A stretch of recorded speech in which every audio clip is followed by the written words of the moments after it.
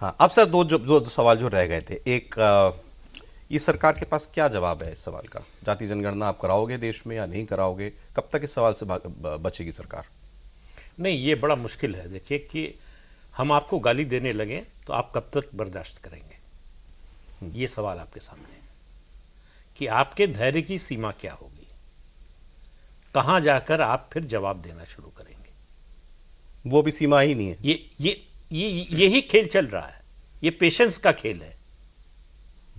क्योंकि बीजेपी को मालूम है कांग्रेस ने क्यों नहीं कराया, पब्लिक कराया 2011 का सेंसस, कर्नाटक का सेंसस, कि इससे जातियों में वैमनस्य और ज्यादा बढ़े। मैं पूछने वाला था, ये हो जाएगा तो क्या हो जाएगा? यही होगा। उसके बाद आप धीरे धीरे सिविल वॉर की स्थिति आ सकती है।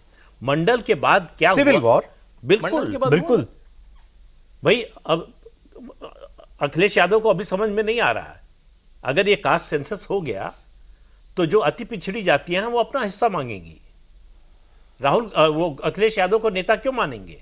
क्योंकि यादवों की संख्या सिर्फ ज्यादा है, इसलिए उनकी अपनी जाति का नेता क्यों नहीं होना चाहिए?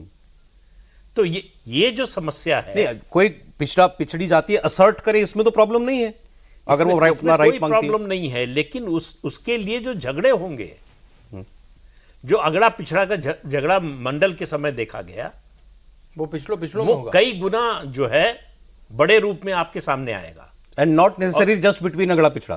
केवल अगड़ा पिछड़ा नहीं होगा, वो अगड़ा पिछड़े का मुद्दा तो पीछे चला गया। अब जो है पिछड़ी जातियों में और दलितों में संघर्ष होगा, पिछड़ी जातियों अति पिछड़ी जातियों में संघर्ष होगा। सवाल यह है कि क्या इससे देश प्रोग्रेस के रास्ते पर आगे बढ़ेगा? अगर सोशल टेंशन होगा, हम कह रहे हैं सिविल वॉर नहीं आएगी, बहुत ज्यादा कह रहे हैं, सिविल वॉर की स्थिति न भी आए, समाज में तनाव बना रहे, तो वो समाज, किसी देश का समाज, वो विकास करेगा क्या, आगे बढ़ेगा क्या? तो अगर आप देश के बारे में सोचते हैं तो दूसरी तरह से सोचेंगे, अगर आप दल के बारे में सोचते हैं तो दूसरी तरह से सोचेंगे। एंड गेम क्या है सर? एंड गेम क्या है? आरक्षण बढ़ाना, रिजर्वेशन की कैप बढ़ाना 50%? उसकी सीमा क्या होगी? 100% के बाद क्या करेंगे आप? नहीं, इसका लॉजिकल कंक्लूजन तो मुझे यही दिखता है ना कि आप सेंसस करा करके यही तो करोगे, भाई इनको भी दो, इनको भी दो, इनको भी दो, 50% से ज्यादा। आखिर आरक्षण आया क्यों था? 10 साल के लिए आया था कि 10 साल और बढ़ाया जा सकता है? आज तक आरक्षण बना हुआ है तो इसलिए कि बाकी जो अफर्मेटिव एक्शन करना था आपको, वो नहीं किया आपने। दलित को, पिछड़ा को, अति पिछड़ा को गरीब बनाए रखो, उनको पिछड़ा बनाए रखो, उनको अशिक्षित बनाए रखो, तो आपका वोट बैंक रहेगा। अब आरक्षण का मुद्दा वोट बैंक का मुद्दा बन गया है। किसी पार्टी की हिम्मत नहीं है कि आरक्षण को छू भी सके। वो उसकी अफवाह पर ये हाल हो रहा है, तो छूने की वही कर सकता है जो तय कर ले कि अब कभी हमको जो है सत्ता में आना ही नहीं है, हमको राजनीति अपनी खत्म कर देनी है। वही आरक्षण का विरोध कर सकता है। तो उसकी ट्रेजेक्टरी एक ही है ना सर, आरक्षण बढ़ ही सकता है ना हमारे देश में, अब यही हो गया ना? बढ़ सकता है, ये तो ठीक बात है, लेकिन उसके बढ़ने की सीमा कहां जाकर रुकेगी? और जिन बढ़ा रहे हैं आप और जिनका हिस्सा काट रहे हैं, उनको क्या संदेश दे रहे हैं?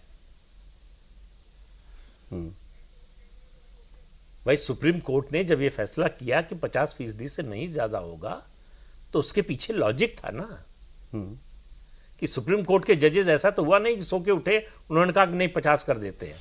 उसमें भी कोई जाति ढूंढ लेगा, चाहे फैसला किसका था। हाँ, बिल्कुल ढूंढ लेगा, ढूंढते ही है। अब तो क्रिकेट की टीम, ओलंपिक के प्लेयर में जाति ढूंढ बड़ा फेमस फैसला ना, नाम मैं बोल रहा हूँ, जजमेंट जो कोर्ट करते हैं बार बार, केशवानंद भारती की जजमेंट। अच्छा, वो वाला मुद्दा है सौरभ। लेकिन बड़ा मुद्दा जो प्रदीप जी कह रहे हैं, आपने शायद शुरू में उसको मिस कर दिया। एक डीप स्टेट नाम की चीज है और एक है डीप फेक।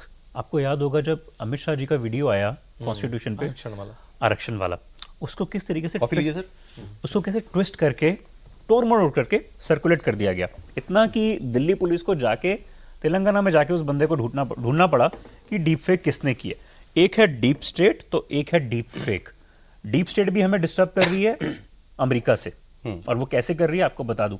आज से 8 साल पहले जब ट्विटर का सीईओ था जैक डॉर्सी, उसने एक बोर्ड लगाया जिसमें लिखा था स्मैश ब्राह्मणिकल पेट्रियार्की। और भारत के पत्रकार उनके साथ खड़े थे, आप सोचिए। बड़े पत्रकार और उस जैक फोटो में साथ डोर्सी को ब्राह्मण किसने बता दिया और खड़े। अपने पत्रकारों ने उनके हिंदुस्तान बगल की में पत्रकार पेट्रियार्की खड़े थे। किसने समझाई भला? आप सोच रहे हो ये कितनी बड़ी कंट्रोवर्सी थी कि एक कंपनी का सीईओ कैलिफोर्निया से सिलिकॉन वैली से उठ के दिल्ली आता है और वो पत्रकारों के साथ में और अपने एम्प्लॉइज के साथ में एक बोर्ड लगाता है, स्मैश ब्राह्मणिकल पेट्रियार्की। लेकिन वो भी उसी सीसॉ का हिस्सा है ना। आज ये आपके क्या नाम है इनके? टेस्ला वाले जो बन गए इसके मालिक ट्विटर के, Elon Musk. Elon Musk. Elon Musk, वो ट्रम्प सपोर्टर है खुल के। लेकिन वो किसी भी ट्वीट को बैन नहीं कर रहे हैं। उन्होंने एक ट्वीट बैन नहीं करा किसी और का, वो सारे उन्होंने ट्रम्प को तो बैन कर दिया गया था डॉर्सी के समान। देखिए, और डीप स्टेट की दूसरी बात बताऊं, अगर आप कमला हैरिस के पिछले 10 दिन के भाषण सुने या पिछले 1 साल के भाषण सुने, आपको अगर लगेगा आवाज चिंती कि राहुल गांधी बोल रहे हैं क्या, सेम स्टेटमेंट एग्जैक्टली वर्ड भी वही है। ट्रम्प आएंगे तो संविधान खत्म हो जाएगा, ट्रम्प आएंगे तो चुनाव होने खत्म हो जाएंगे, ये हिटलर हैं, ये टायरेंट, सारे सेम स्टेटमेंट राहुल गांधी के। ऐसा कैसे हो सकता है? और फिर जब मैं सोरोस को सुनता हूँ, वो कहते हैं मैं तो नेशनलिस्ट की भावना ही खत्म कर दूंगा विश्व से। कितना और खतरनाक है ये। हर्ष मंदर जो वो कौन सी सोनिया जी की क्या थी, वो 30-40 लोग एनएससी में भी थे, हर्ष मंदर, और ओपन सोसाइटी के पार्ट है वो जो जॉर्ज सोरोस की है, और भारत में एक्टिव हैं। जब भी राहुल गांधी सड़क पे उतरते हैं तो हर्ष मंदर किसी न किसी यात्रा में, एक्स IAS ऑफिसर हैं बड़े वो। तो इसमें कोई आपको बड़ी विचार भी नहीं लगाना है डॉट्स को कनेक्ट करने में, बिल्कुल ऑब्वियस है, ये तो बिल्कुल ऑब्वियस है जो सामने। प्रदीप जी पर कह ये रहे कोई हैं ना, कॉन्स्पिरेसी deep state थोड़ी सौरभ। भी नहीं है।